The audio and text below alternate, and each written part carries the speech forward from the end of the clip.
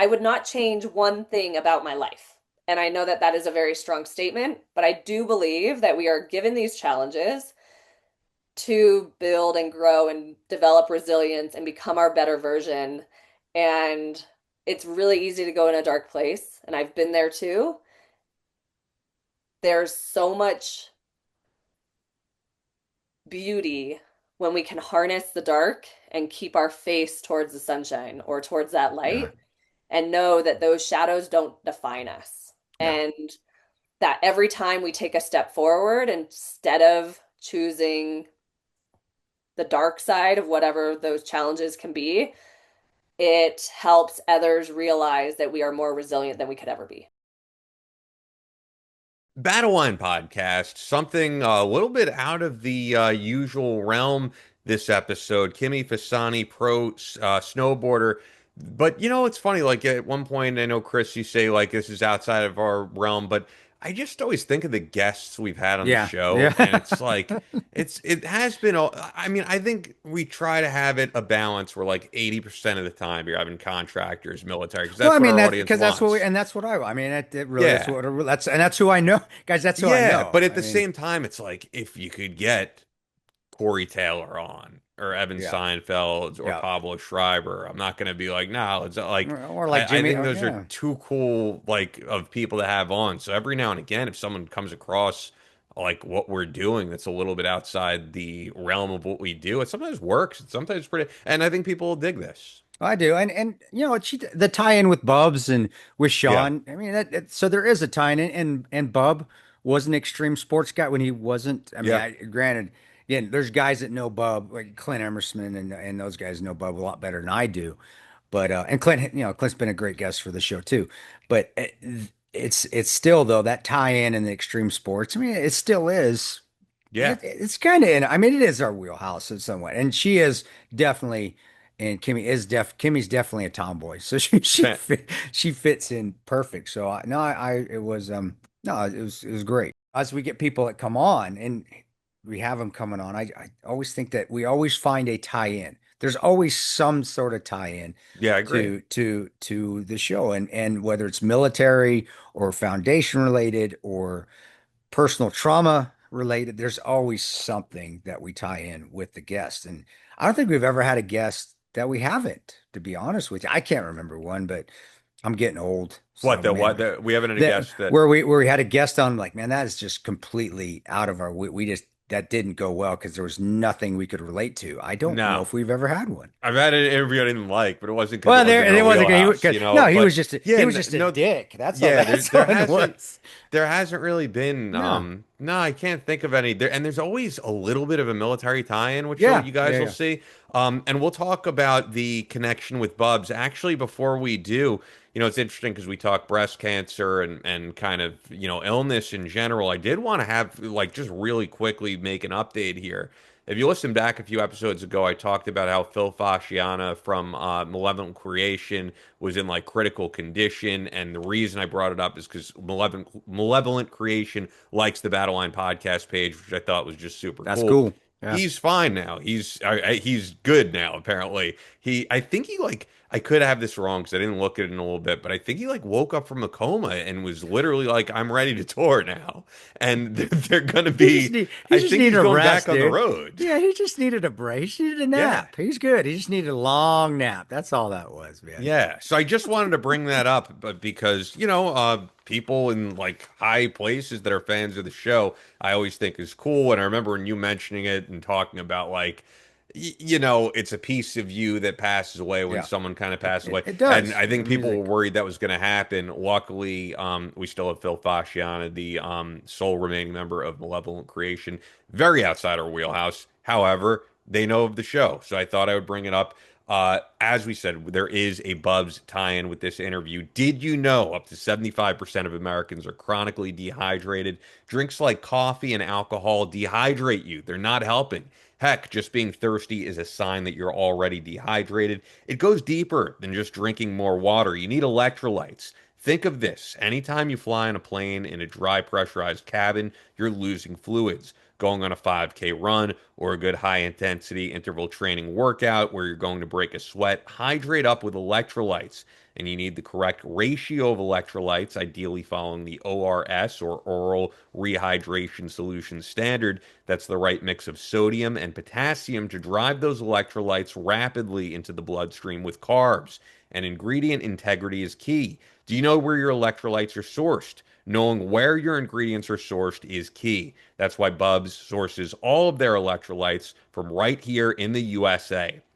That's right. Sodium, chloride, potassium, magnesium, and cane sugar for carbs, or all sourced right here locally in the USA. Lastly, look out for third-party testing to ensure the product is free from any contaminants or dodgy ingredients and label claims. Bubs uses NSF for sport certification on all of their electrolytes. This ensures that you get nothing but the cleanest ingredients as validated at the highest level. You need electrolytes, but not just any electrolytes. Try the best. Try Bubs Hydrate or Die. Go to bubsnaturals.com. Use the promo code BATTLELINE for 20% off your first order. That is all right in the show notes. bubsnaturals.com. Promo code BATTLELINE for 20% off. With that, let's get right over to Kimmy Fasani.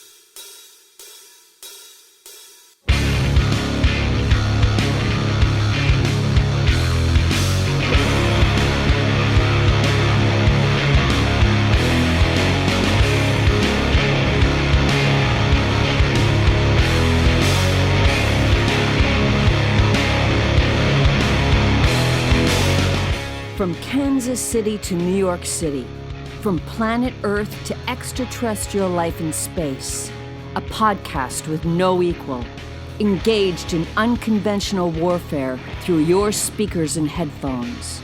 This is a show about embracing the suck, conquering your demons, and finding God in the face of adversity. Chris Tonto Peranto. Switch is on.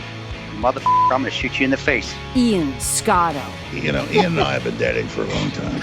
You are now tuned into the Battle Line Podcast.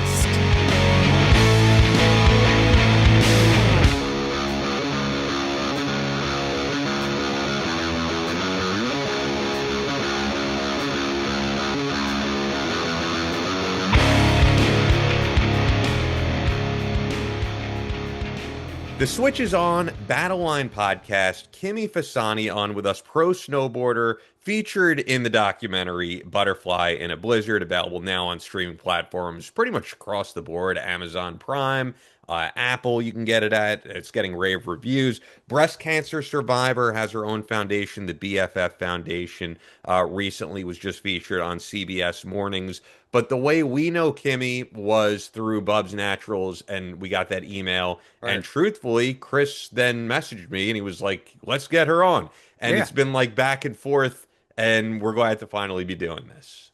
I'm so honored. Yeah, Bubs, I've known Sean Lake for decades. He was actually one of my first team managers, and Oh, just wow. hearing, like, knowing him, knowing his story, knowing his relationship with Glenn, and then his beautiful relationship with Heather and his family.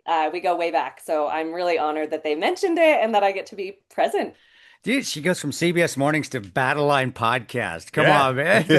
I don't know if that's right up there. Maybe it is. Well, but hey, did you ever get to work with, did you ever get to know Bub? Did you get to know Glenn at No, all? Because decades you'd think that maybe in passing, but he was doing we were doing other stuff at that right. time too. But Yeah, yeah, Sean just spoke so highly of their friendship and the amazing work that you guys have been doing, and obviously the dedication of what Bub's Natural is now. Just yeah, there's so much homage to him, and I use the stuff every day. I use the Yeah. collagen, especially after my chemo and everything, trying to rebuild everything. And yeah, I'm a big fan, that but stuff, more so, yeah, it Sean's works. just an awesome human. He is. For He is an sure. incredible individual. I actually, I got you. Not really. I mean, Bubs was part of it, but my mom went through double mastectomy as well. The breast cancer. Is that, am I saying it right? Yep, The double mastectomy. mastectomy. Okay, Yep. God. And that's why I was like, okay, Bubs tie in, but then that's what got me. But we'll get to that because I did. I watched the documentary. I thought it was, no, it's extremely well done. Obviously, professionally well done. And you and your husband and your boy, they're the cutest. They were ex outstanding in it. But watching that, I kind of just want people to know because you're not really our genre. Our genre is military. It is military, and to say that we are what 90% male, then Yeah, just about. Yeah, you know, yeah, pretty I much. I'd like to get into just so people get to know you. I mean, maybe so they do go watch the documentary, which gives a great background and talking about possibly some parties in the early days when we all used to. Anyway, we did that. That's just one of those things. Got to party, got to have a good time. But if we could just, can you give us a just a brief, if brief as you can, doesn't have to be, but background of you just growing up and how the documentary came to be, and now to, or even you're a mom. You're a mom Yeah. with, I mean, a pretty spectacular mom. So, could you do that? Because that just give guys a lot of background because we don't get a lot of snowboarders on, to be quite honest with professional snowboarders, I should say. So, so please go ahead, run with it. Yeah, I can kind of shape us a little bit of a canvas of where I came from. So I was born and raised in Tahoe, in Truckee, Yeah. California, and my mom was a ski bum at heart. She moved to the mountains to be a nurse, but she just loved being on the mountains. So she met my dad in 1982. My dad was a big outdoor enthusiast, I guess. He was a hunter and a fisher, and Saw that. they only were together for 2 years after I was born. But my dad always took me on these wild adventures. Like I just remember sometimes I was like the fishing dog. I would go get the ducks and they'd be flapping with their wings out of the water and I Are would you be talking underwater like Joe like, "Oh my Dirt? God." Are you talking like Joe Dirt, where he said you Yeah. in the water? Yeah.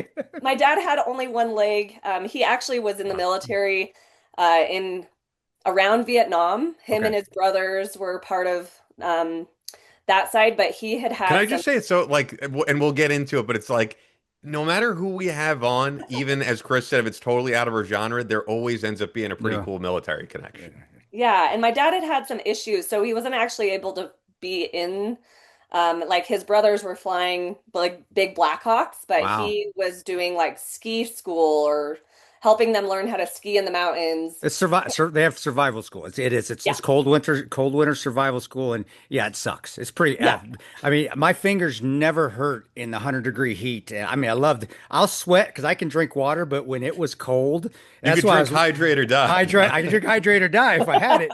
But I'll be quite honest. I was a little screaming. Excuse my, please. yes. I know No offense.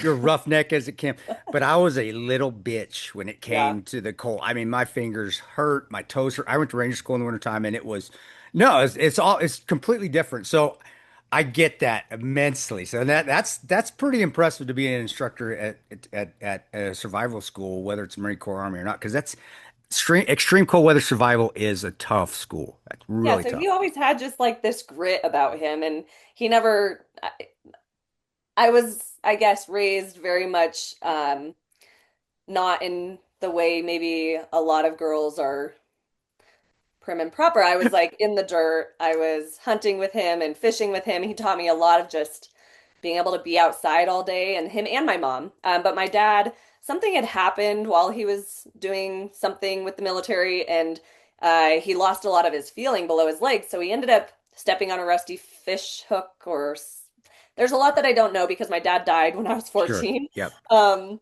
and he also had a pretty severe drinking problem. So there was like a lot of stories that I would hear, but I don't know all Sure. the details.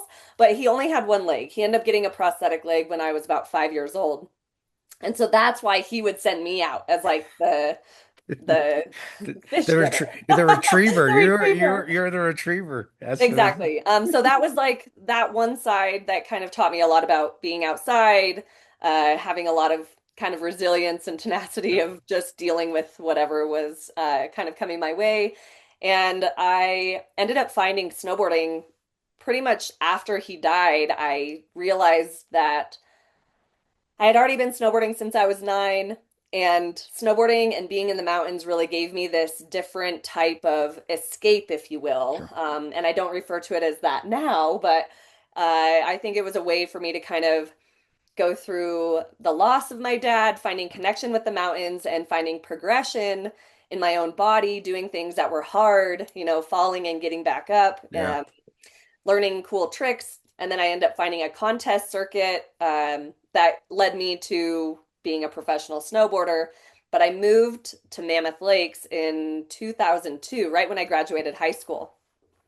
And that was like kind of this aha moment where I realized that I could pursue snowboarding, but there had been so much that I had been through already that I was excited to kind of show up and push myself and see what I could do. So it wasn't really you when you started doing it, and in the documentary, you said something really cool that I liked, and you said you because your mom was a skier, and your mom was tough as nails. You could just see in her face she could kick somebody's ass at a bar. You just could tell, but she was a skier, and you're like I could do something that she couldn't do, and you just that was to me that did stick out because that's important, and I see that with my kids. I get a 21-year-old son, a 17-year-old daughter now who finally will hug me, which is great finally. And then, but it does think that you're even at an early age, you were, I don't want to say pulling away, but you were kind of defining yourself. I mean, you loved your mom.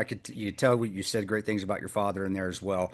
Um, but that moment, and maybe just elaborate a little bit. You said that, and I took it as you're even starting to get independent at what were you, 9 at that time, 9 or 10, Yeah, I or mean, my or mom was 39 when she had me, and I started snowboarding when I was 9.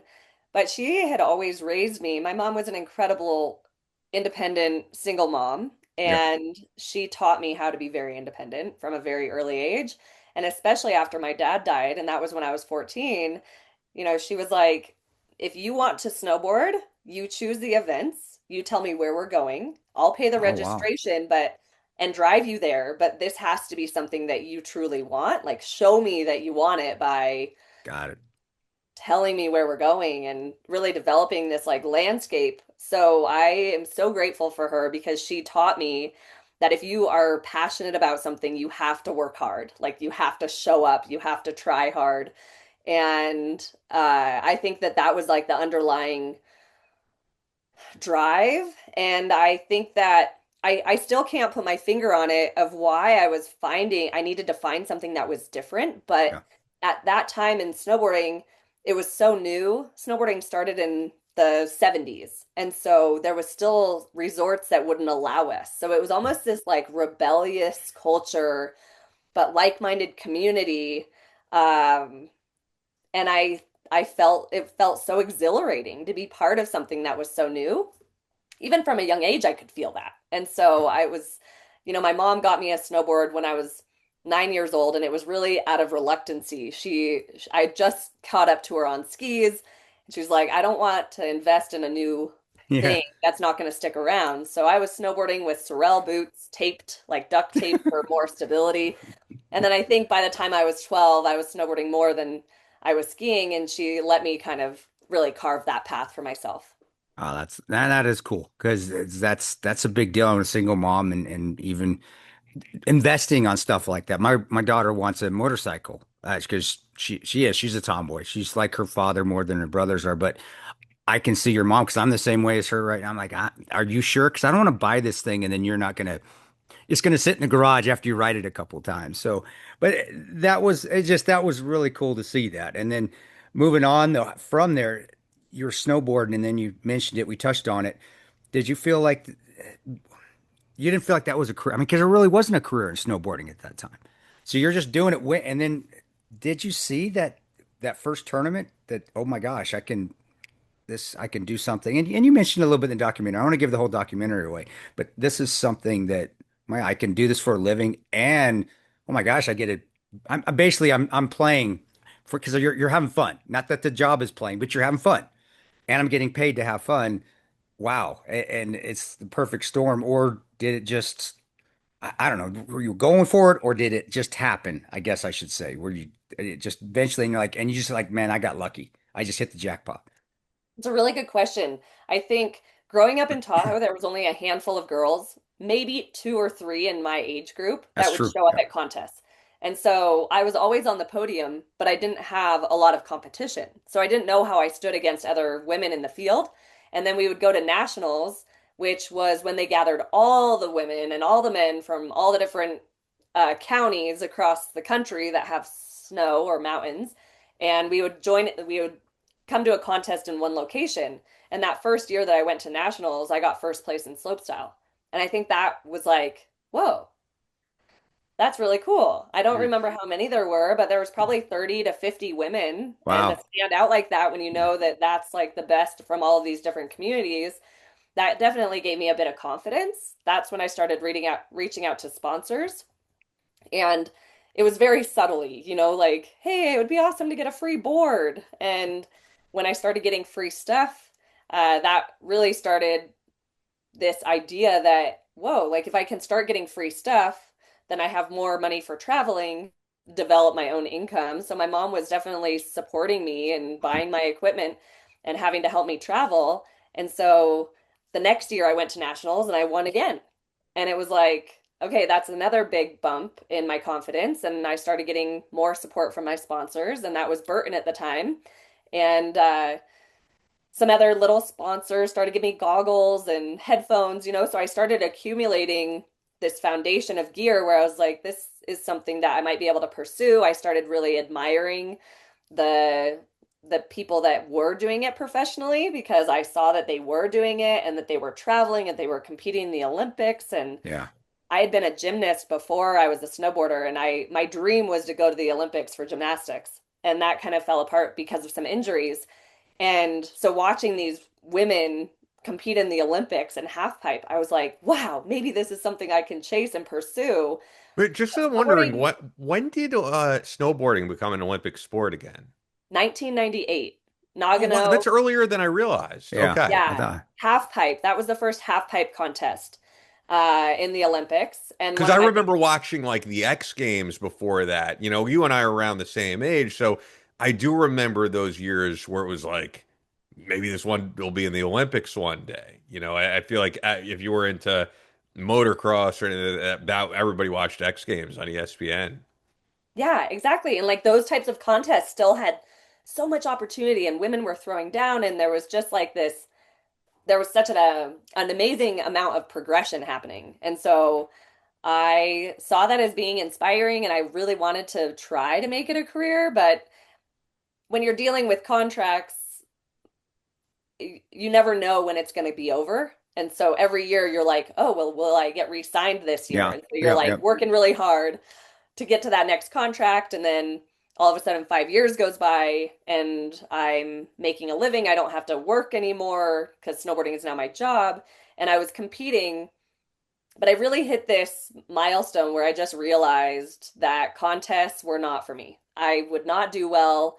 I could not make finals. Like if I made finals, which was usually 6 to 12 women, I would get last place. I would fall. I just, Why do you think that was? I mean, it was just because it was just getting, I mean, I'd say boring, but I get it. Was it just because, is that why? It's like, man, you're not, the excitement's not there because it's just, I've done it before. The adrenaline it's there, but not where I want to win because I know I'm good, but I don't really care. I get, but what was it? I don't want to answer for you. I just, yeah, I think for me, I I see it now that I was chasing something so quickly. I started competing in pro contests so quickly that I didn't really refine a lot of my basic skills. okay. You can go to college and refine your education before you go on to a job. And in snowboarding, it takes a lot to spend all that time in the Sure. park and develop your skills and be consistent enough to show up in the contest. And for me, it was happening so quickly, and it was a lot of big air contests that I had started with and smaller slopestyle contests. And when you roll into X Games, and that's where I ended up starting competing, was like X Games, Dew Tour, Triple Crown. It was long slopestyle courses. And I just didn't have the consistency or the enough tricks that if I made a mistake, I could recover. Got it. Okay. And I think that ultimately was my demise. Like I could not get past that hurdle and I didn't have enough time to practice. There hadn't really been a lot of opportunity for women to progress outside of contests. And so I think I just rushed my foundational skills pretty quickly, but then I was given an opportunity to transition into the backcountry. And that is a whole other thing to navigate because there's so much experience required. It's like going from a resort to being completely self-sufficient in big mountains with avalanches, and there's so much you have to know. You're usually snowmobiling, or now there's like a lot of access with touring, like splitboarding, where we're kind of walking out there. But it just takes so much more experience. So you can't just be really good at that. Yeah. It No, takes a lot of time. is there competitions there, or is that just mainly for sponsors and you're getting the pictures and you're, I mean, of course, like the documentary, you're showing huge, beautiful shots of all that. Or is there, because is there a competition for backcountry? Because there's not. I don't know if there's one. Is there? Or is Yeah. I didn't know So that. the Explain that. only yeah, that's a great question. So primarily backcountry is when our sponsors are using us as marketing tools to Yeah. sell product. So Yeah. you nailed that one for sure. And it's a passion for us because we're out there kind of laying our own canvas. Every mountain is a different That's canvas. freaking cool. It's Yeah, awesome. every snowstorm Holy. changes the canvas of what you're going to ride, and you just get to kind of pick and choose and really elaborate in your own mind what's possible. So I love that side of progression.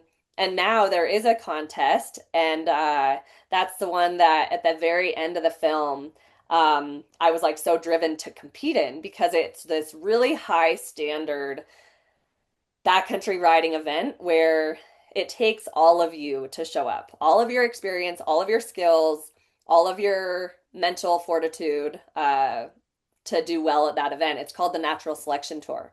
And that's been around off and on for over a decade, but really the last like 5 years has been the pivotal time for that contest. Okay. And so being able to show up at that after I'd been through so much was like my biggest goal. And that's why that kind of rounds out the film.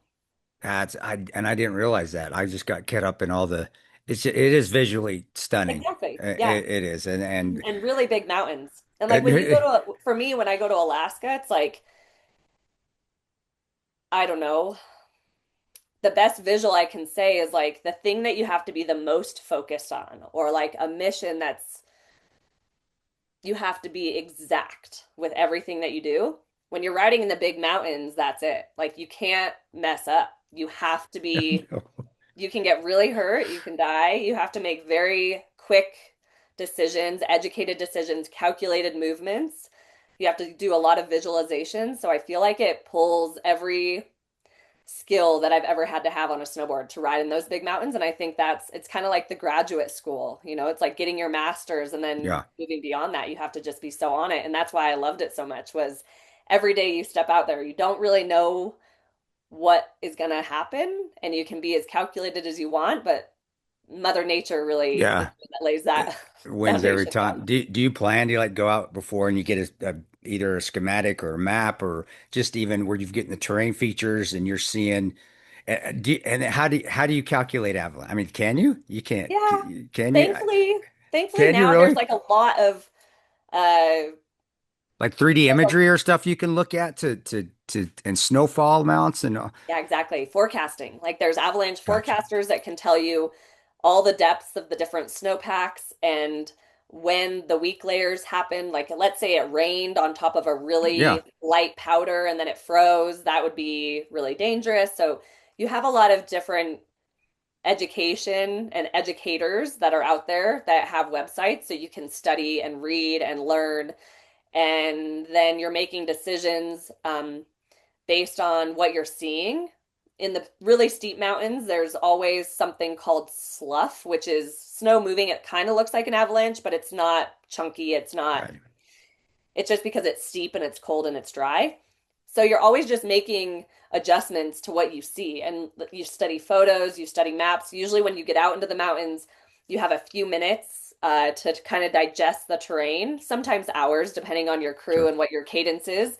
But most of the time, when you're looking at it from straight ahead and then you get above it, it looks nothing like what you were just looking at. And you have to navigate over convex rolls and you have to know exactly your landmarks and you're turning around that rock and you don't go right around that rock. You have to stay on the left. Right. So your mind is just totally consumed uh, with knowledge. You're just Right. sitting there trying to like harness all that information. That's freaking amazing. Now that is cool. Sounds like combat. Mount. It sounds like you're battling a mountain more than anything.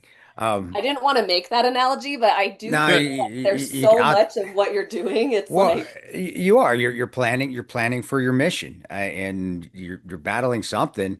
If something can kill you, I mean, you're trying to make friends with it, but you're also battling it, and that's how I would see it. And I think, but also that's us knucklehead military guys. We kind of always see things in that kind of perspective.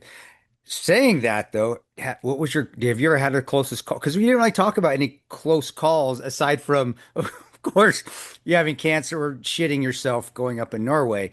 That was you basically that, but we can even talk about that. But what was your closest call, or have you? Because it didn't really say much about that in the documentary. Like, or have you just been completely blessed? And I mean, I have. I've 10 years overseas fighting, and I've got some injuries, but nothing serious. I should, just by sheer odds and dumb luck, but I've been very lucky. Have you, or yeah. have you had where you've been rolled up in an avalanche, or hit the rock, and aside from broken your wrist, something where it was like life or death, where they're airlifting you out of there? Yeah, I've had some pretty severe injuries. I've drifted off park jumps into the trees, basically pelvis, ACL, Ow. MCL, PCL. Was t My doctor when he got in to do surgery was like, I think you should start like considering a different career because you're never going to ride the same. That was back in 2012, and I was definitely sure that I was going to come back to the sport. And I think that's something that is also very interesting with professional sports or even the military, where I couldn't ever not be there. I had Yeah. to come back. I had to fight harder to get better, Well, to that be makes you want stronger. to. If somebody tells you you can't, no, I'm doing it. Yeah. I'm with you. I feel you. Yep. And then Gotcha. I've been in an avalanche, and thankfully I didn't get I wasn't pulled under it. I was able to Okay. get out of it. I learned a lot of lessons from that. And learning how to use my voice. As a woman in the backcountry, you're not always, it's kind of easy to get sucked into an expert halo where your peers have more knowledge than you and you want to trust everything that they're saying.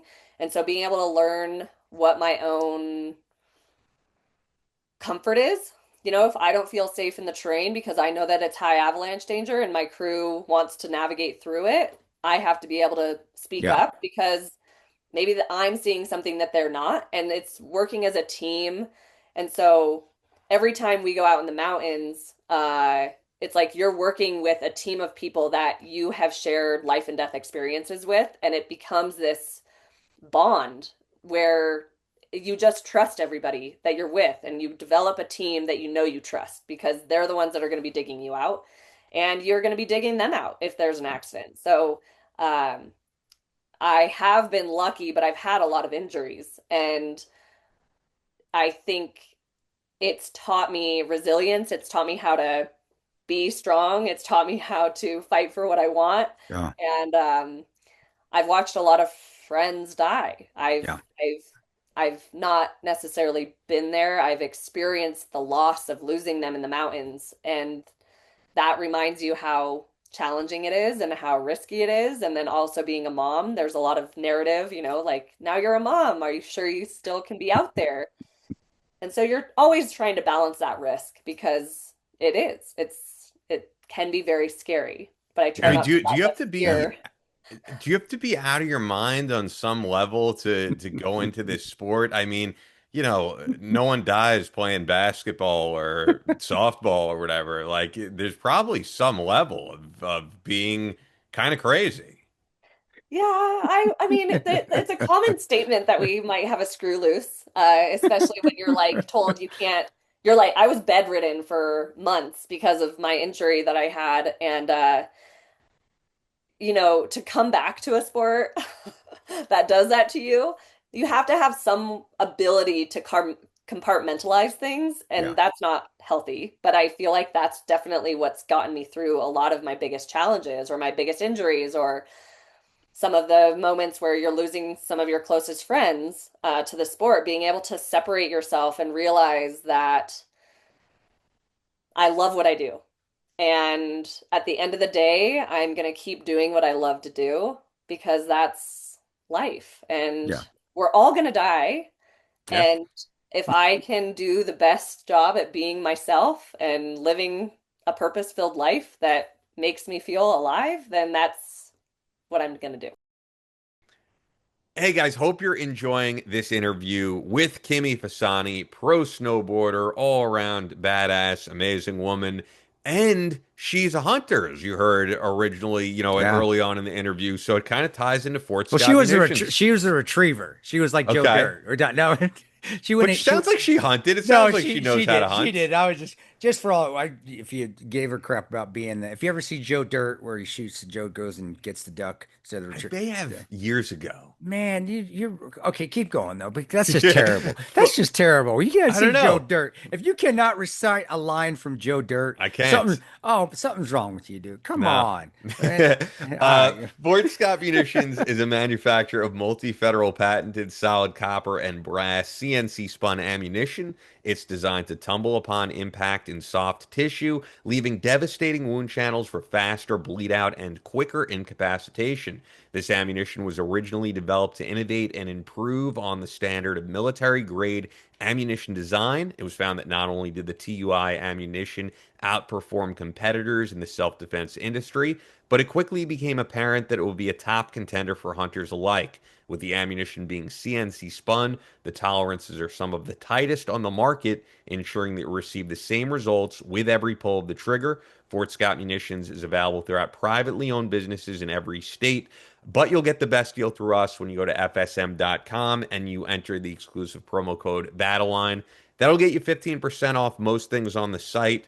Only available to listeners of the Battle Line podcast. Fort Scott Munitions is a proud supporter of Chris Peranto, Battle Line Tactical, and the Battle Line podcast. FSM.com, promo code Battle Line. We also have the best night vision sponsor in the industry. Now you can have the superpower to see in the dark with the Viper Binocular Night Vision System by Photonis Defense, the global leader in night vision solutions, providing more high quality night vision capabilities than anyone.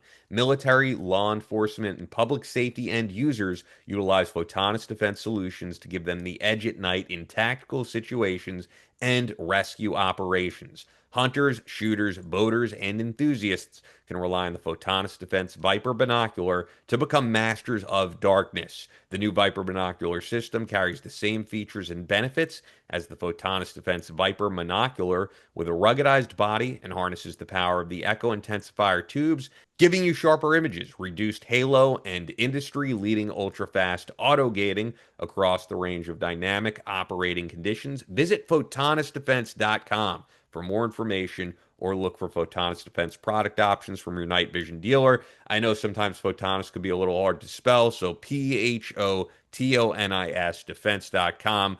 Or, if you're driving around, just when you get a chance, look at the link in the description. You can click on that and you can learn more.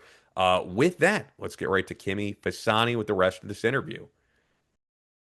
The thing I'll I go was ahead. I'm wondering sorry. too is just, people who want to pursue professional athletics, right? Generally, if you're, of course, there's the exception of being like a pro football player, pro baseball player, basketball, where you're making millions upon millions of dollars. I mean, I was just at the Met game last night seeing Juan Soto, who's making like hundreds of millions. That's not the average pro athlete. It's certainly not the average pro snowboarder. So I'm wondering for people who may be listening to this, who have a passion for it, like, is there really a way to make a living? And I'm not talking about an extravagant living, but just to make a living doing snowboarding. Yes, 100%. Like it was way more lush 15 years ago. There was Really? a lot more money coming into the sport, Okay. where now it's trickier because I don't know if it's that there's a lot more people that I are was trying. gonna say it's Sponsors, saturation. Yeah. yeah, sponsors have slimmed down. Not as many people are buying as much stuff. So re redeveloping a program that makes the companies have more longevity means they don't need as many marketing tools. And so I am extremely grateful that I've been in the sport for 20 plus years Yeah. because I saw it during the biggest time that you could make money. And still now you can, but it's not going to happen overnight. You have to be able to really develop a unique persona It's like a and brand. You have to your own you have brand. to I mean, this is develop a what you have to brand. do. Yeah. You do. You have to develop a brand that's not just about the passion for the sport. It's about, yes, the love for the sport, but it's like, what are you giving back to the sport? How are you paying it forward? Is your progression bringing the sport forward? Are you a marketing tool? Are you selling yourself on social media? There's so many elements now that never used to be there prior to social media, where it really was the passionate, like the passionate, the diehard, the ones that would just go all in were the ones that were making the most money, where now there's a lot of ambassadors and there's a different way of marketing now. And social media has totally changed our the way we are represented. And it's not a bad thing because it's showing more people that it's accessible. We want more people on the mountain, but it's also expensive. But and I it's also think like as technology grows, unfortunately, like a consequence of that is people are less likely to pursue something that has delayed gratification. And I think everybody just wants that instant gratification with what they do. And we're all kind of guilty of it. I think there are times for everyone listening where it's like, rather than go to the gym, rather than even read a book or even watch a movie, it's like, let me just doom scroll on Instagram, which is absolutely nothing. You're accomplishing nothing. We have all been there. And I do think that's like a consequence of society right now that like to be a great snowboarder, it's going to take years and years of like falling on your ass and not everybody is going to be able to do that or like I don't know, have the mindset to do it when everything now is instant gratification. Yeah, it's a great point. And I think that there's also this other side of it too, where people see these terrain parks and they're like, oh, if I do that trick, then that's going to get me a sponsor. What's really going to get you a sponsor is the effort that you've put in before anybody notices you. Showing up on the mountain on all those stormy days when you've put in like the grit of just being there. And then just like a career, any other career, it's like going to college. You're like educating yourself on all the tricks and how to do it and not trying to fit within a box. Being unique, being authentic is actually going to be a better server of bringing you into the industry because uh, that uniqueness is what brings more people into the sport. true. And so I feel like now with the Olympics and all the different contests, even parents are kind of bringing their kids up like, hey, this is what you have to look like. This is what you have to do. These are the contests that you have to do. But it's so much more expansive now, and you can really be creative in developing a career in action sports. And I think that that's like a really unique avenue that's happened in the last 10 years because of social media. People have had to get creative. So I actually have another question now that you no, brought that up, right, with go kids and ahead. all that. Go I ahead. just thought about this. What's wrong? No, Sorry. no, no, no. We're good. We keep. I usually step on him every. Oh yeah. It's usually the opposite. But yeah. No, no, So no, because well, so you go. covered the like beginning of this No, you're interview, and good. now I You're have some good. Yeah, questions. man. Go When ahead. when Hit we it, had man. Andre Arlovsky on, who's a Yeah. pro UFC fighter, he said something kind of interesting, and actually, I remember him and Chris were going back and forth. He was saying that like if his son wants to be a pro at this particular sport or be great at this particular sport, he's like, I don't want him wasting time on these other sports. And I remember, Yeah. Chris on the other end was saying like, I think it's good to have some Because I versatility. did. I played Yeah. everything all the way through college. I mean, even in college, I was basketball and football. But I get that you have to pigeonhole. So go ahead, Yeah, Ian. so that's Go why I'm ahead. wondering for you, do you think like if someone is pursuing this, should it be snowboarding all the way and that's what you get into, or should you maybe have other hobbies and interests? I feel like everybody is so different that navigates getting into sport. Me personally, I like, even just with my kids, I like giving them a lot of options to do and try different sports because I think it was Michael Jordan. I listened to this We're just gonna interview. say it was Michael Jordan. It's Michael Jordan. We'll just say I'll say it. Yeah. And he basically said, I did not touch a basketball until I was 12 years old. Yeah. Everything else he had done was developing these skills of being an athlete. And that was across so many different sports. And I'm a big believer in that too. I don't want my kids to walk down this one path and then be like, in 10 years, wow, I didn't know that there was anything else out there. And sure, if my son now at 7 years old wants to only snowboard, I'm going to help him pursue whatever that looks like. But skateboarding, surfing, giving him more of a well-rounded perception of what sport like that could look like, I hope would only carve out a different path for him where he's not so tunnel visioned, and he can have all these other sports too that fill him up. Like I personally love rock climbing, I love trail running.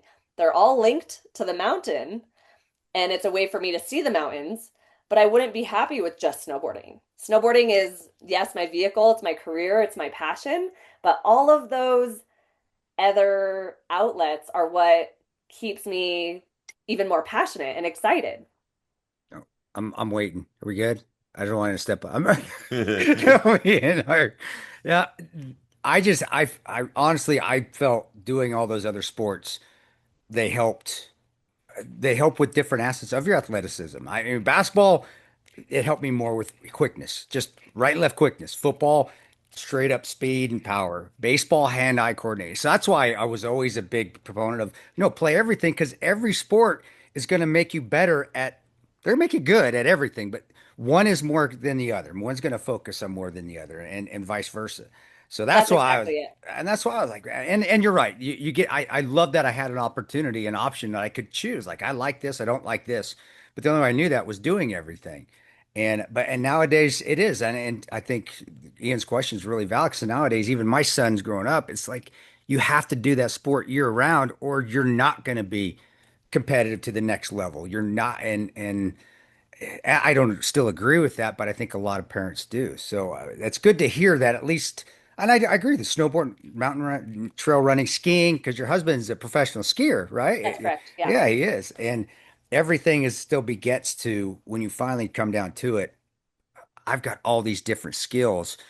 Now I can tie it all together into one. Or if you're just doing one the whole time, you're really missing out on developing a lot of other skills out there. I got off my soapbox a little bit. So, but I know we're keeping, and I know you got little kids and you got your boys, Okay. but I want to make sure we get into, the motherhood part. I love that part. I can't understand it as well because I'm not a mother, but I can understand being gone and having to put work first for me, leaving and deploying and leaving my kids and not being there. And luckily, I have a wonderful wife who that I could not worry about it, and she took care of him great. But the part I want to get into because my mother went through it, and how did you? Well, how did I guess what was your feeling when you first felt that lump and you're like, oh my gosh, breast cancer? Did you think breast cancer? Did you like, oh, I got to go get checked out? And then, you're really coming back to the top of your game. Everybody else watched the documentary, they didn't catch up to this point. But like, oh my gosh, why is this happening? When I have Crohn's disease, that's what happened to me. I got back in the military. I'm at the top of my game. I'm an officer in the military. I'm gonna go back to Range Battalion as a platoon leader. I'm kicking ass, and all of a sudden I start shitting blood that I can't stop shit. And I am a very big believer. I'm a Christian. I am a very big believer in God. And I was like, oh my gosh, God, what the hell did I do to deserve this? Did you feel I kind of felt the same way when I saw that. I was like, God, I wonder if she felt that same way. Or did you like, you know what, this is just fuck it. I got this and let's go get it checked out. Yeah, it was devastating. I'd always prioritized my career, and I'm proud of myself for doing that. Chris and I both chased it. I was coming off winning Rider of the Year. My mom died at the Yeah. same time, and it Yeah, was that's this right. like horribly, I was just grieving so bad. My mom was such a big, she was my best friend. And so to lose her at the height of my career, it was like this crazy pendulum of the lowest low and the highest high I could be at, and feeling like I had to show up in the sport with that smile on, but inside I just felt like I was crumbling. Yeah. And then, you watch our son get sick after Yep. we decide to start a family, and uh I felt like I had spent so much time trying to get back to the mountains because I had tried to force my sponsors, or I asked my sponsors if they would support me while I was trying to navigate pregnancy, and having to stand up for myself and ask for this verbiage to change so that I could maintain my career and have verbiage put in my contract. There was a lot of pressure. I know I was putting it on myself, But so building in those handful of years, trying to like prove that I could do this as a mom when not many other women in action sports had shown that this was possible with little baby, and mountains are so far away. It's stressful. I was dealing with childhood trauma. Then to find out I had cancer, I just had our second baby and I did feel a lump. I thought it was mastitis. I thought I had clogged milk ducts. Second baby, I felt like I didn't have to be as worried. I made up a lot of stories about what it could be, didn't go to the doctor for 6 or 7 months.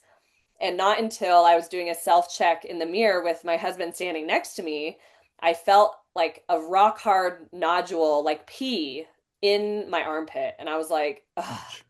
that is the moment that I knew. Okay. And my mom, my dad both died of cancer. And I remember it was actually my husband that said, "You have to call the doctor." I wasn't even the one advocating to call a doctor.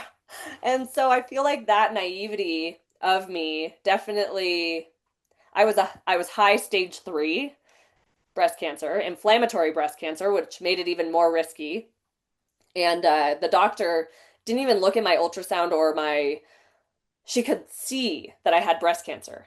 Obviously, I Wow. got the ultrasound, I got the mammogram, but like before she even looked at those, she could see that I had inflammatory breast cancer in my right breast.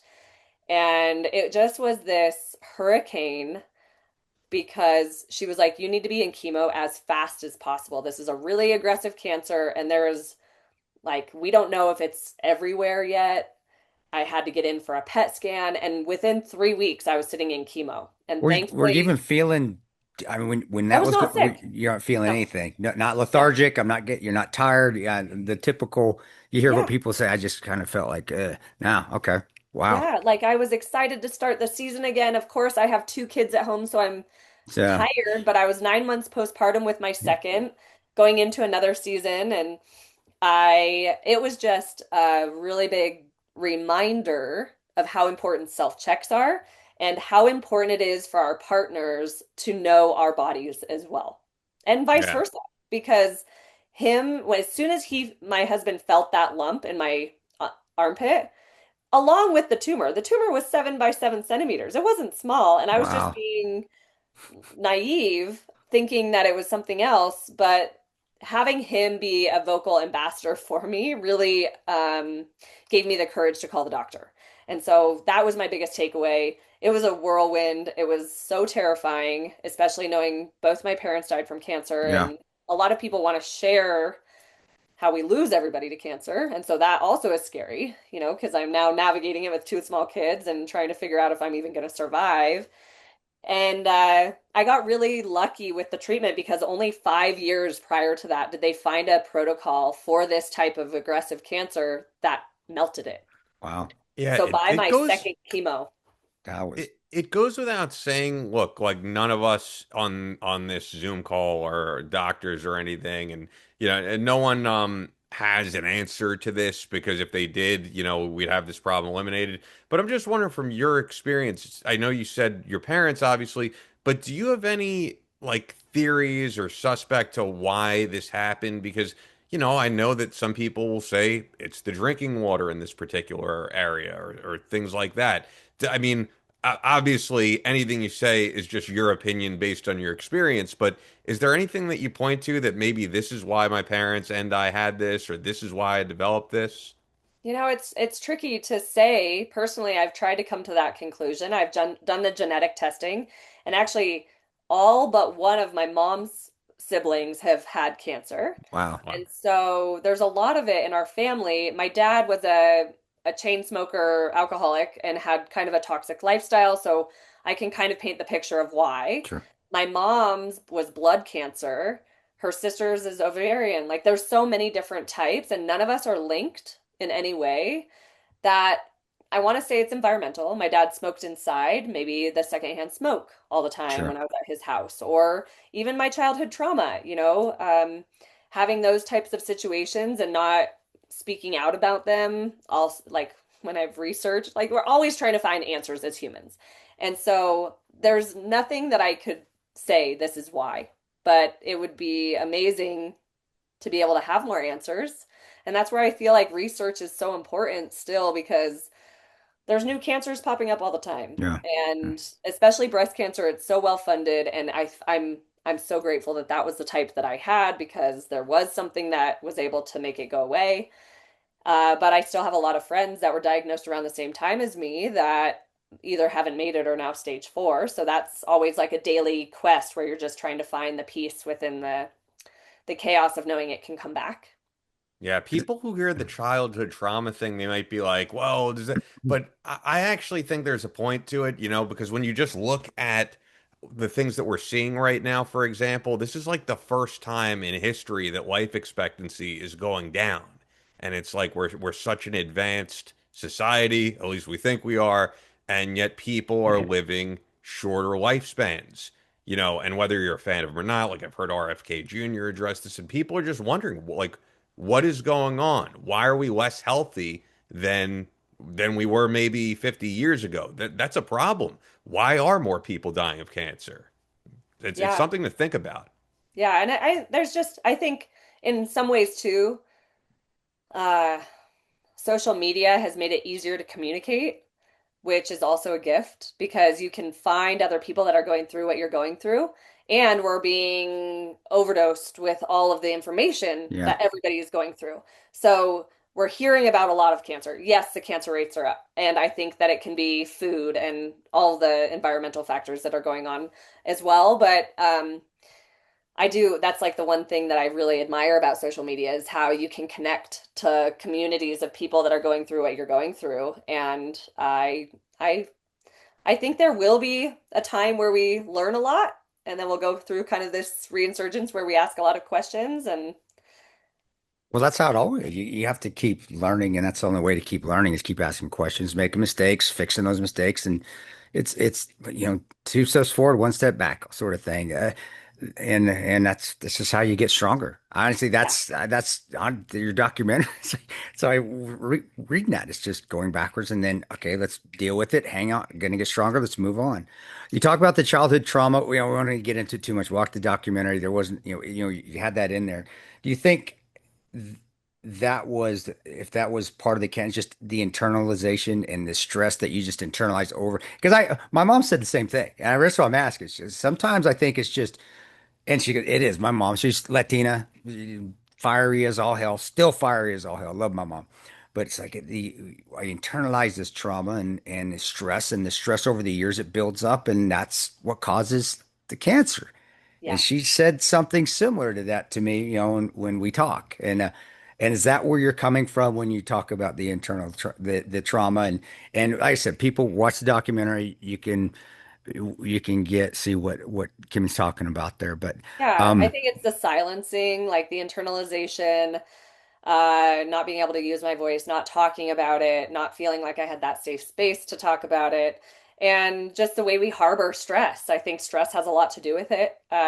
Even in my career, there's a lot of yeah, stress. oh I'm yeah, always pulling stress. It's stressful when you're at the top of these mountains. And sure, I find the flow state, and it was the biggest, I'll have to say, like, it was the biggest gift finding out I had cancer and knowing the time that I had spent in the mountains.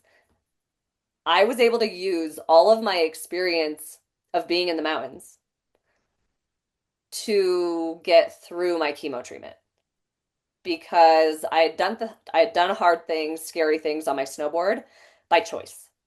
And going through chemo, they're telling me there's this protocol and it's really scary, but I started realizing this parallel of how amazing this life that I had lived in the mountains was actually able to carry me through the scariest disease of my do you life. think that was a coincidence, or you think that was okay? Absolutely not. I don't I think it think it was was either. like this perfect landscape of Yeah. like, and like you said, it's the building.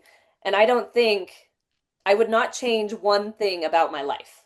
And I know that that is a very strong statement, but I do believe that we are given these challenges to build and grow and develop resilience and become our better version. And it's really easy to go in a dark place. And I've been there too. There's so much beauty when we can harness the dark and keep our face towards the sunshine or towards that Yeah. light and know that those shadows don't define us. Yeah. And that every time we take a step forward, instead of choosing the dark side of whatever those challenges can be, it helps others realize that we are more resilient than we could ever be. Wow, it was a story. Yeah, It shows how very well strong. said. No, and a lot of veterans, that's how they get through. A lot of veterans, that's sometimes they don't feel that way, and that's how they don't get through. And I feel you. I'm with you. Totally the same way. Couple more things from me, and then man, I want people to watch the documentary.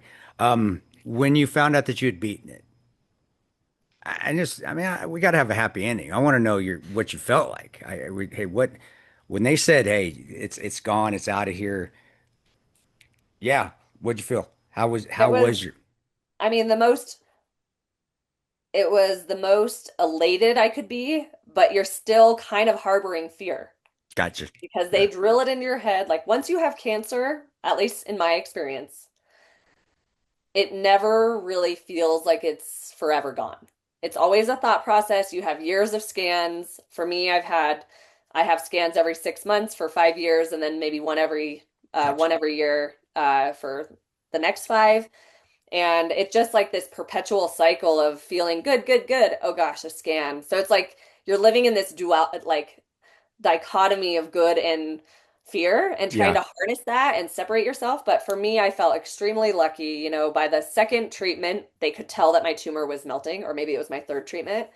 And my doctor really laid it out that first day. She said, "You're going to go through X, Y, and Z. You're going to have 6 treatments of chemo. You're going to have 30 rounds of radiation. You're going to have a double mastectomy." And she really urged me not to do reconstruction after my double mastectomy because it was in my skin. The cancer was in my skin, so they had to okay. take a lot more skin. And I wanted to do everything I could to try to live as long as I could Sure. and to be here for my kids.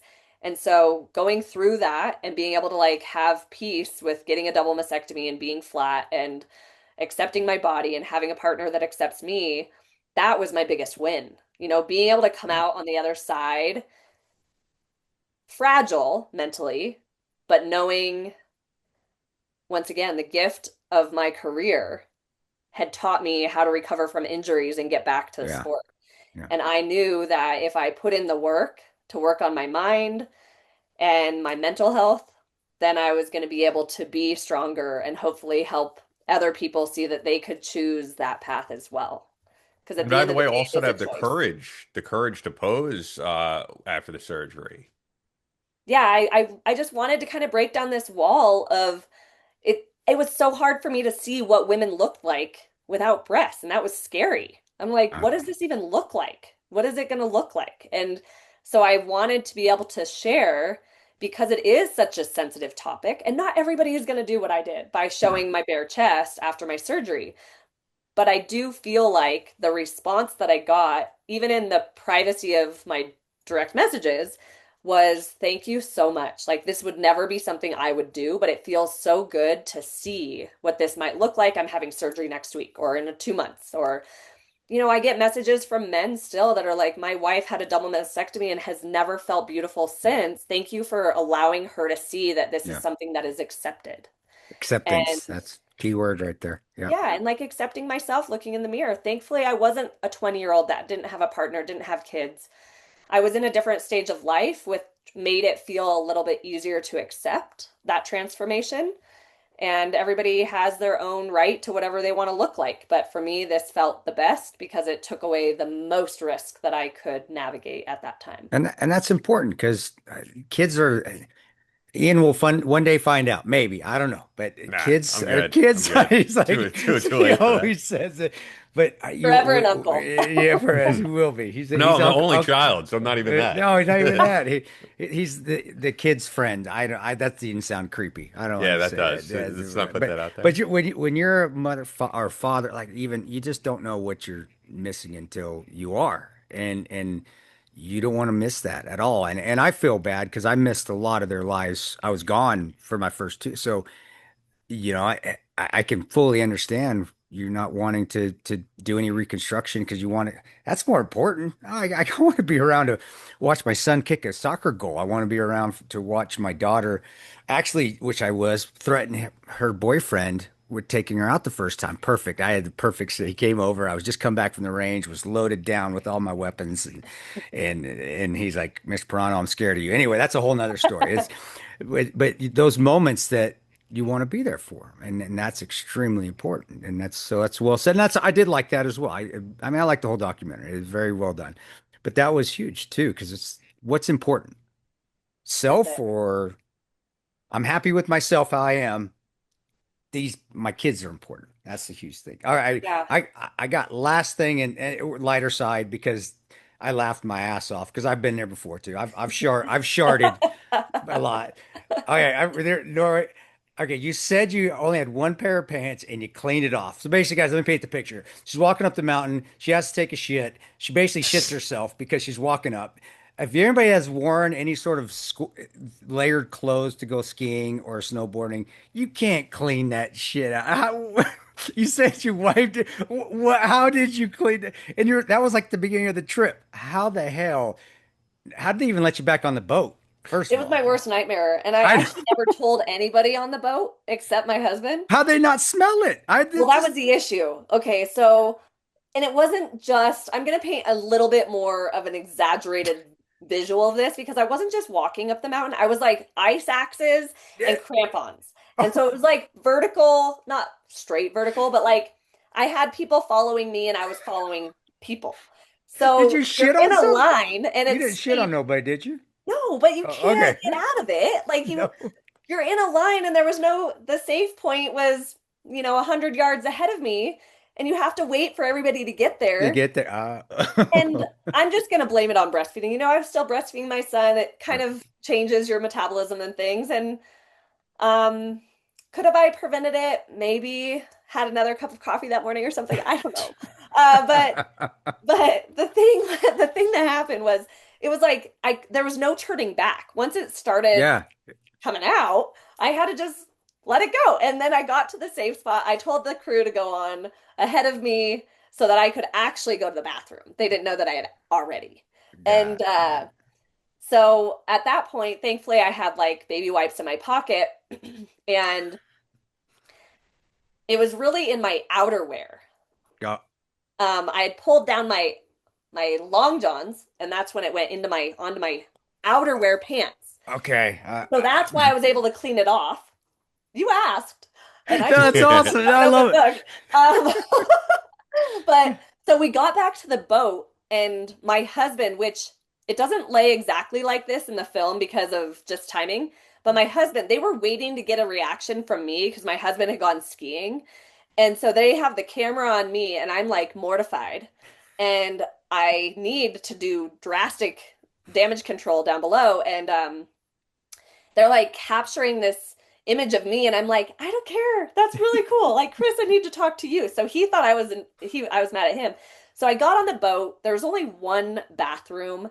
I Yeah. had to try to clean it up. They told me that there was a washing machine on the boat. I have a 13-month-old baby on the boat. That's why I asked if there was a washing machine. I find out that there was no washing machine. It had broken. So that wasn't an option. So I had to wash my pants out in the only shower that we had on the boat. And then I just doused it in essential oils. And everybody was like, Kimmy, chill out on the essential oils. And I'm like, I'm not going to tell you why, but you're very happy I'm using those instead of the natural scent that would have been. Oh, Jeez. that was funny, and that's our genre. That's our group of people listeners here. The 90% veterans that have all sharded and shit themselves many times. Yes, That's what we get. it happens to the best of us. And that's cool. See, that to me, that makes this not just a woman's documentary. You got to have that shit. Guys got to talk about shit. We got to. That's It's what's right. fun. If you can't laugh at shit, anybody that can't laugh at a shit joke is they're not Yeah. my. There's something wrong with you. You're sketchy. There's Yeah, I mean, when I watch the movie and I'm in a crowd of people, I still laugh and I'm still kind of embarrassed because you never know what your crowd's going to be. But I also think it's just like normalizing these things that happen to all of us. And that's like the basis of this movie was let's tell a story that was far from what we thought we were going to make at the very beginning. Let's tell a story that's real and raw and vulnerable so that I hope just even one person watching it feels less isolated, less alone, has more of a community to feel supported. There's so much isolation these days. There's so much picture perfect glossy. I Yeah. wanted something that showed Yeah. more real because all of us need to know that we have connection with one another. At Yep. the end of the day, we all can relate to one another on some caliber, and being more vulnerable, I hope can do that. Well, that's honest. Absolutely. Vulnerability is honesty. That's what that Yeah. is. That's Yeah, and no, it always works. people appreciate it. I think Yeah. no matter reading a book, watching a documentary, listening to a podcast, that is what people enjoy. You know what I wanted to ask you about actually, because Chris was kind of on a roll there, and it made me think when you were talking about the reconstruction stuff. Um, it was a factor, the fact that because I'm just seeing it all over social media, there's a ton of women out there, who haven't gone through cancer, but they just got breast implants, are saying I'm developing this breast cancer sickness, breast cancer illness, and they're taking them out. And I mean, it doesn't sound so crazy to me because these women are basically saying, like, I put these toxic bags into my body is rejecting it. I don't think that's such a crazy thought. So, I mean, were health reasons part of the reason that you said I'm not going to go through with that? I personally, I didn't want to go through another surgery. You know, Yeah. you're in Yeah. doctors. I was in doctor appointments weekly for a year for different things, radiation, chemo, surgery, injections.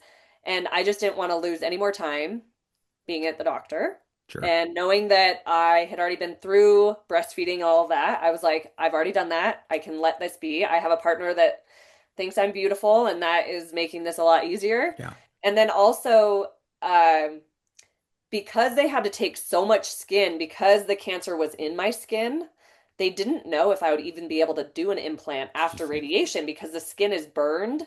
And like I have scarring just here, like so you can see it's like burn marks from the radiation, and that doesn't really stretch well. So there was a lot of factors. She was like, sometimes those reconstruction surgeries, when we have to take so much skin and you've had so much radiation, they fail.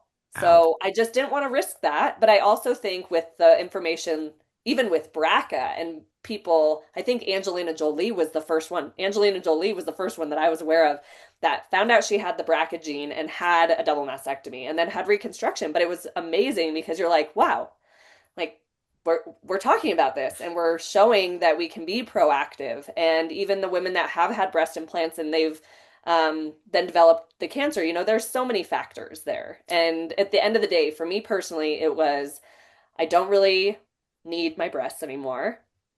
I wanted to be able to just accept myself the way I am. And I felt like that was the right choice for what I was at in the season of my life. Hey, and I got my last. I mean, that was I can't top the shit question. So that's all I got. I mean, that's it. I But just had actually one. Oh wait, did you have one last thing? no, no, no. I just By I the way, think my you're great. connection keeps like timing out all of us. That's why but You're anyway, good. yeah. You're good. Good. Go ahead, Okay, man. so then what I was gonna ask, as long as I don't keep delaying here, my connection usually is the better. The My best connection's one, the yeah. worst today. Anyway, I had a snowboarding question before we wrap things up, and it was just you're talking about less opportunities for females in the sport. Have you seen that change? Because especially for extreme sports, I think of a big one was you could find a clip of Dana White laughing, saying there'll never be a women's UFC fight. And now everyone knows the name Ronda Rousey. And it seems like it has become more accepted for women to be a part of more, quote, extreme Extreme. Yeah. sports. So do you think that that has changed in recent years? I think that there is a lot of traction being earned by women in these places, more brands, at least in my wheelhouse of sports. I'm seeing that brands are recognizing that we don't need to be aged out. Age was something that women would lie about while I came into the sport. They would always be 25 until the day they retired. I'm 41 and I'm proud that I'm still sponsored by my sponsors. It's amazing to be able to feel like I'm accepted. I think being able to know that our age isn't our limitation, it's actually a huge opportunity because we get better as we get older and we have more experience. We're better mentors. We can bring up the next generation. Yeah. I think there's more awareness about family planning, at least in sports. I'm seeing that a lot more women are starting families later in life and still being nurtured through their sport until they're ready to return to sport. There's a lot of moms on field, soccer, basketball, tennis, surfing, snowboarding. Yeah. Like that's happened in the last 7 years. There's been this open book where now verbiage is changing in contracts. We can ask for more support with childcare. We aren't being completely diminished in our careers just because we're starting a family. And I think that there's more women maybe being vocal and more desire to have more women involved. I did listen to part of another podcast that you guys had done, and it was about the fighter jets, I believe. Oh It was yeah. a really interesting conversation because there was so much in that conversation that I kind of took away. I could recognize. You don't want to just saturate the market with just anybody that wants it, but if you can nurture the right Yeah. ones that fit the standards and really help them, and having men help mentor us and speak up that, like, hey, that woman is a badass. She deserved this place. And bringing her in, for a long time in my career, I've always just filmed with the guys and never really saw that limitation. It was more the standards on the outside that were being set for me. But the guys, when they started speaking up, like, no, Kimmy can totally film with us in the backcountry. She's really experienced. That made my career thrive because now I had advocates Yeah. and allies out there that saw that I was strong enough to maintain a career in this crazy industry. And that's That's awesome. important. No, that's important because standards, if you can meet the standards, I don't give a shit. Red, yellow, green, women, men, I don't care. Yeah, Standards are the standards. And yeah. the military needs to come to that conclusion again, that it doesn't matter whether or not. I spoke at the Ranger School graduation. I got to be the guest speaker a few months ago. And I remember, and I totally understood the father because there was a couple women that completed Ranger School, which, it's still not a lot, but they do. And he says, yeah, my daughter's a woman Ranger. And I said, no, sir, she's a Ranger. No, I said, be proud. And I called her over and I said, hey, take care of your troops, Ranger, and let her go. But that is what I think is important, is that even when we try to help, I think a lot of times that if we designate and say that's a woman snowboarder or it's a man. No, she's a snowboarder. Can they do the tricks? Love Yep, they that. can they can Thank do you. that. But that and I feel that's like that's such a big sentiment and it's so important it because is. We have to. if we've earned the credibility, then yeah, we're part of the crew. We're part of That, the team. that's it. That's it. And that's important. And so that's cool to hear that there's men doing that for you. And if not, kick them in their nuts. And kick them in and tell them to get their shit together. Or But just shit on the top of the mountain and really stood there. that's it, right. That you trump that's all you gotta say. You trump them right there. Hey, yeah, I can do. Yeah, I've done 3 flips off that. But have you ever shit on the top of a mountain And shared it with and everybody in the shared it with world. everybody after rock climbing and climbing up the side of a glacier face? No, you haven't. So shut the hell up. Go sit down. That was awesome. No, it was awesome to have you on, and no, this is what I was expecting. And somebody, and I love people that can do interviews. It's because I'm a terrible. He's No, no. It me. was a I good just, interview. I just talk shit. He's the interviewer, but people that I, know how to interview it makes it so easy. So thanks, and for being, just thanks for coming on the show, and love people to watch your documentary. And yeah, I just all I saw, I just kept it in the watermarks on mine, so I didn't know. I didn't know if it was out yet. So, but Ian, take it, buddy. If you want to go take it from here, you got all the yeah, no, information, I man. think that covers it. Check out Butterfly in a Blizzard. Go to at Kimmy Fasani on Instagram, kimmyfasani.com. I know you have your own foundation, the Yeah. BFF Foundation. We really get into that. But anything else that you're plugging before we wrap this up? Well, just a couple things, I guess. I Sure. actually downloaded the book, The Ranger. The Ranger Way? Yeah, that was Yeah, Nice. complete. That is I just just basically downloaded me. that because I'm excited to listen. But It's thank just me And being he a did the complete. audiobook. I did the And that audio was book. before AI could do the Yeah, audiobook. I did. Thank God. In the same. I did it in the same building that Larry the Cable Guy did Mater. Did this for Cars. It was like, oh my gosh, this is so Midwest. I am Midwest. This is like me being in the same building as Elvis. I got to be in the same building as Larry the Cable Guy who voiced Mater for Cars. But no, thank you. That's cool. That's Yeah, I'm really cool. excited to Appreciate listen. that. And then thank you for watching my movie. And No, of then I course. think just one thing about our foundation, I've seen such a huge benefit when I'm dealing with a hard time. Our foundation is called the Ben Chetler Fasani Foundation, and we developed it to help people who had been through hardship and loss reconnect to nature. Because I find so often I get so busy in my head, I'm telling myself stories that maybe aren't true. I'm doubting myself. And as soon as I go outside, I go on a hike, I go on a walk, whatever, I jump in a lake, I get a sense of clarity. And it's not going to fix everything, but just being able to take time away for yourself that you can really listen to your five senses, have the five senses exposed in a way that's quiet, can help us heal. And so, yeah, just taking time for ourselves. Remember that your community is always there for you. Find the people that you need to talk to because ultimately I feel like that's what's helped me. And I'm just so grateful to be on the show. Thank you so much. Oh, thank you for Excellent. yeah, appreciate it. Yeah, this was awesome. Yeah, thanks for coming on, Kim. Really You appreciate guys it. are awesome. And tell your husband thanks because is he managing the kids right now? Is that No, they're probably outside right now. they're probably I hunting told them, bear. I was like, They're don't come probably inside. They had a friend outside. yeah, no, they're 7-year-olds. They're hunting bear and getting elk right now. They'll be fine. Exactly. They'll be fine. Well, God bless you and take care of yourself and I appreciate you coming on. Thank you so much. Thank you. I appreciate it. That's all for this episode of Battle Line Podcast. But we're always posting new content on social media. Follow us on Instagram at Battle Line Podcast and on Twitter at Battle Line Pod. That's an order. Be sure to subscribe so you don't miss any new episodes up every Tuesday. Leave us a review on Apple Podcasts or your podcast platform of choice. Believe in yourself. Face all challenges head on. And as always, never quit.